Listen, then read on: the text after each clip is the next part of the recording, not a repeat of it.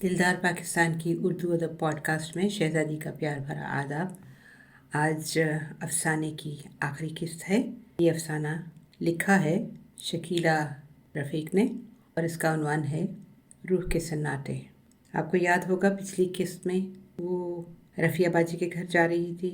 राबिया सोच रही थी कि क्यों उसने कारों की ख्वाहिश की, क्यों उसने ऐसी ज़िंदगी की ख्वाहिश की। इससे बेहतर था कि वो किसी आम सादा से घर में अपने शौहर के साथ वक्त गुजारती, क्योंकि उसके साथ वक्त गुजारता ज़्यादा, ना कि अपने कारोबार में गुजारता। खैर, इस वक्त वो कार में बैठी ये सब सोचें सोच रही थी और रफ़िया बाजी को मिलने आई थी। रफ़िया बाजी मुझे देखकर बहुत खुश हुई, देर तक गले से लगाकर प्यार करती रही। मैं भी उन्हें देखकर कुछ देर को सब कुछ भूल गई और उनसे बातों में लग गई। घर में हम दोनों और मुलाजिम के सिवा कोई न था। उनके दोनों बच्चे स्कूल गए हुए थे, इसलिए हम लोग इत्मीनान से बातें करते रहे। रफ़िया बाजी अक्सर मुझे करेतती थी, मगर मैंने कभी उनसे अपने दिल की बात नहीं कही। लेकिन मुझे मालूम था कि उन्हें एहसास हो गया है कि तमाम ख्वाहिशात पूरी होने के बावजूद मैं खुश नहीं हूँ। लेकिन कुछ भी हो, मैं किसी से जमाल के शिकवे को बददयानती समझती थी। वो जैसे भी थे, बहरहाल मेरे शौहर थे। उनकी बुराई करना यूँ लगता था जैसे मैं अपनी बुराई कर रही हूँ। इसलिए मैंने कभी रफ़िया बाजी को तो क्या, अपने घर वालों को भी अपना दुख ना बताया था। रफ़िया बाजी के यहाँ मैं हमेशा यही कोशिश करती, बात मेरी ज़ात से हट कर हो, और मैं अपनी इस कोशिश में हमेशा कामयाब रहती थी। इसमें रफ़िया बाजी का भी हाथ था। वो भी आम औरतों की तरह इस फ़िक्र में नहीं लग जाती थी, और जब महसूस करती थी मैं इस मौजू को नज़रअंदाज कर रही हूँ, तो वो भी मेरे साथ तावन करती थी और इधर उधर की बातें करने लगती थी। इसीलिए मेरा दिल उनके पास खूब लगता था। काफ़ी देर बाद मैंने चलने का इरादा किया, मगर रफ़िया बाजी ने मुझे ज़बरदस्ती खाने पर रोक लिया। मैं यूँ भी रुक गई कि महीने में एक आध बार ही ऐसा होता था कि मैं और जमाल साथ साथ खाना खाएं। अमूमन वो बाहर ही खा लेते थे या फिर इतनी देर से आते थे कि मैं खा चुकी होती थी। इब्तिदा में मैं कई कई घंटे खाने के लिए उनकी मुंतज़िर रहा करती थी, मगर वो कभी इस बात पर खुश न होते, बल्कि मुझे डांटते थे कि इंतहाई बेवकूफ़ी है। भला ये कौन सी मोहब्बत है कि खामखा भूखे बैठे रहो। इसीलिए अब वक्त पर मैं खामोशी से खा लिया करती थी। रफ़िया बाजी ने रोका तो मैं इस ख्याल से भी रुक गई कि घर में अकेले खाने से तो बेहतर है कि यहाँ कोई दूसरा है। खाने के बाद हम लोग बातें कर रहे थे। दोपहर के कोई 3 बजे होंगे कि मुलाजिम ने किसी की आमद की इतला दी। रफ़िया बाजी उठकर गईं, ड्राइंग रूम में मेहमान को बिठाया और फिर मुझसे आकर बोली, आओ तुम भी वहीं आ जाओ, हबीब की बीवी आई है। कौन हबीब? मैंने पूछा और उठकर बैठ गई। नहीं वो हबीब, वो मानी खैजी से मुस्कुराई, मगर फिर भी मैं कुछ ना समझ सकी। अब उन्होंने जल्द जल्द याद दिलाया कि वही हबीब जिसकी साइकिलों की दुकान है, जो तुम्हारे। फिर मुझे याद आ गया। मैं हंस पड़ी और बोली, अच्छा वो साइकिल वाला, उसकी शादी हो गई? हाँ, एक मामूली घराने की लड़की से उसकी शादी हो गई। बड़ी अच्छी लड़की है, अब तो 1.5 साल होने को आया। रफ़िया बाजी ने जल्दी जल्दी बताया और कहा, अब तुम जल्दी से वहीं आ जाओ, सब साथ ही बैठेंगे। जी अच्छा, मैंने दबी ज़ुबान से कहा। भला मुझे हबीब या उसकी बीवी से क्या दिलचस्पी हो सकती थी, मगर फिर भी इखलाकन कुछ देर बैठकर घर चले जाने के प्रोग्राम से मैं उठ गई। मैं ड्राइंग रूम में दाखिल हुई तो सामने बैठी हुई एक मनमोहनी शक्ल पर नज़र पड़ गई, जो लेमन कलर की सूती सुर्ख किनारी की साड़ी बांधे गोद में बच्चा लिए मुस्कुरा रही थी। हम दोनों ने एक दूसरे को सलाम किया। फिर रफ़िया बाजी ने हमारा तारफ़ करवाया। वो रफ़िया बाजी से बातें कर रही थी, तभी मेरी नज़र उसके शगुफ्ता चेहरे पर पड़ गई। उसके चेहरे पर कितना इत्मीनान, सुकून, आसूदगी और मसर्रत थी। वही आसूदगी और सुकून जिसके लिए मैं कई बरस से तरस रही थी। उसने कोई मेकअप नहीं किया था, मगर उसके चेहरे पर बेपनाह जाज़बियत और मलाहत थी, जो फाउंडेशन और ब्लश ऑन के अच्छे खासे इस्तेमाल के बावजूद मेरे चेहरे पर पैदा ना हो सकी थी। महज अंदर के इत्मीनान ने उसके चेहरे पर कितनी कशिश पैदा कर दी थी। उसने कितनी मामूली सुर्ख किनारे की साड़ी बांधी थी, फिर भी वो मुझसे कहीं ज़्यादा खूबसूरत लग रही थी।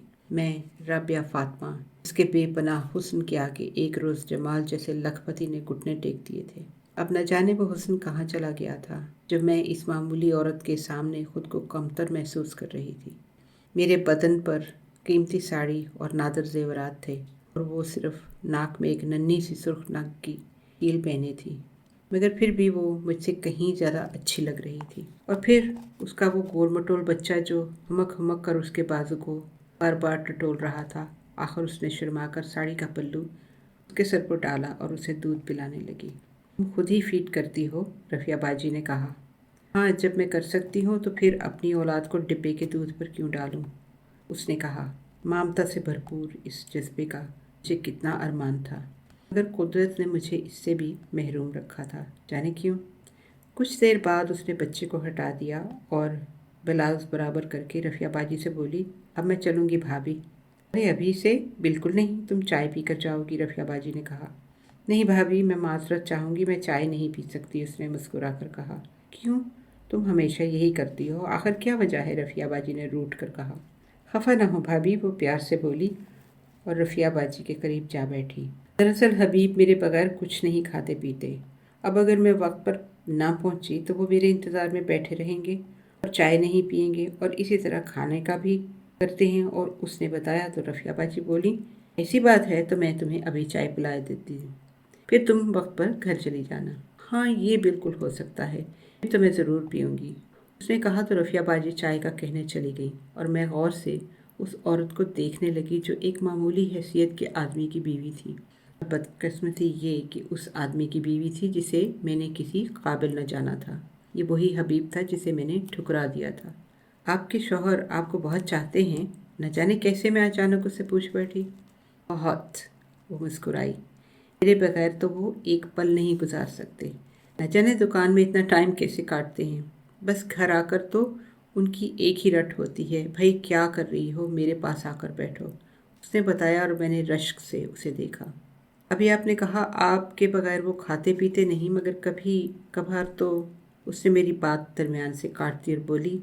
हाँ, अगर कभी बहुत मजबूरी में कहीं खाना खा लूँ या चाय पी लूँ तो मुझ पर खफा नहीं होते, मगर मेरे मुंतज़िर भी रहते हैं।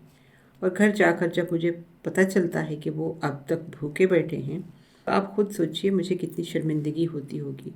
इसलिए मैं खुद ही ख्याल रखती हूँ और मिलने जुलने भी ऐसे वक्त निकलती हूँ जब उनके दुकान का टाइम हो। बहुत अच्छी बात है, मैं ठंडी सांस भरकर सिर्फ इतना ही कह सकी। हाँ, पता नहीं क्यों वो मेरे इतने दीवाने हैं, हालांकि मुझ में तो ऐसी कोई ख़ास बात भी नहीं, वो इनकिसारी से बोली तो मैं दिल ही दिल में कह उठी, ए नादान औरत, तुझ में एक बात बहुत ख़ास है, वो ये कि तुझे दौलत की हवस नहीं, लंबी लंबी कारों और ऊंची कोठियों में रहने की तमन्ना नहीं, और तेरा यही तवक्कल है जिसने तेरे शौहर को तेरा दीवाना बना रखा है। मैंने अब उसे हसद से देखा और बोली, इस बच्चे का नाम क्या है? इनका नाम शुआइब है, ये भी इनके अब्बा ने ही रखा है। अच्छा नाम है, बहुत अच्छा, मैंने कहा और फिर गैर इरादी तौर पर हाथ बढ़ा दिए। उसने उठकर बच्चे को मेरी गोद में दे दिया और मैंने उसे अपने गरम गरम सीने से चिमटा लिया। उसकी माँ ने हैरत से मुझे देखा और कुछ कहने को ही थी कि रफ़िया बाजी चाय की ट्रॉली लिए आ गईं। उनसे फिर हबीब का जिक्र करने लगी और मैं सोच रही हूँ ये वही हबीब है ना जिसे मैंने सिर्फ इसलिए ठुकरा दिया था कि वो एक मामूली साइकिल वाला था, जबकि मुझे कार की तमन्ना थी। ये पुरसकून और खुशबाश औरत उस शख्स की बीवी है जिसे मैंने किसी काबिल न समझा था।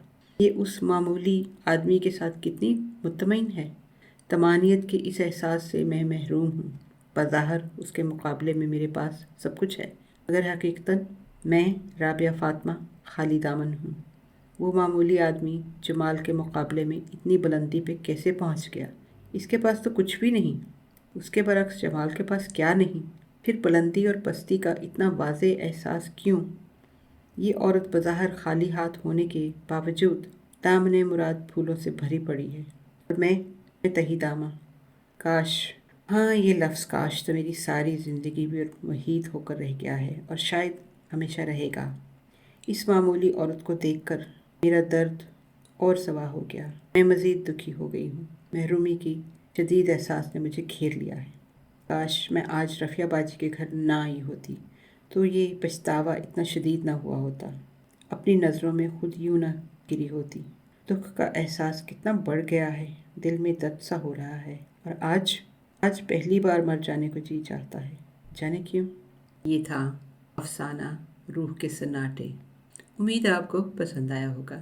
उनकी ज़्यादातर फितरत वही है, वो चाहता है जो उसके पास नहीं है। ہمارا ای میل ایڈریس dildarpakistan@hotmail.com۔ آخر میں جبران خلیل جبران کی کتاب ریت اور جھاگ سے کچھ الفاظ۔